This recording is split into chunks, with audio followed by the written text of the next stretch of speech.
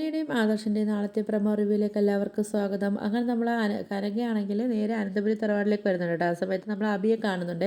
അങ്ങനെ അബി എടുത്ത് പറയുന്നുണ്ട്, ഇവിടെ എന്തായാലും പട്ടിയില്ല, എന്തായാലും ഇവിടെ പട്ടികളെയൊക്കെ വളർത്തണം, അതിന് എന്നിട്ട് നോക്കാനായിട്ടും അതിനെ രാവിലെ കൊണ്ട് നടത്തിക്കാനൊക്കെ ആണെങ്കിൽ നിന്നെ ഏൽപ്പിക്കണം എന്നൊക്കെ ദേഷിച്ച് പറയുന്നുണ്ട് കേട്ടോ. അപ്പോഴത്തേക്കാണെങ്കിൽ അബിക്ക് മനസ്സിലാവുന്നുണ്ട്.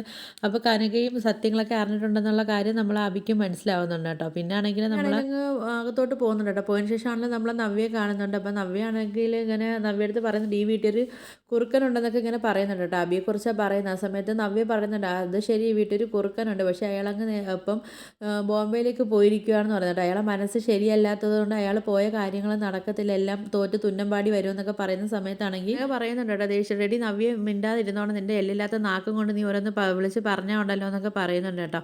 എന്നിട്ട് കനക പറയുന്നുണ്ട്, എന്തായാലും കല്യാണം കഴിഞ്ഞൊരു കുഞ്ഞിൻ്റെ അമ്മയാണെന്ന് ഞാൻ നോക്കത്തില്ല, ഞാൻ ഒന്നങ്ങ് വെച്ച് തരുമെന്നൊക്കെ പറയുന്നുണ്ട് കേട്ടോ.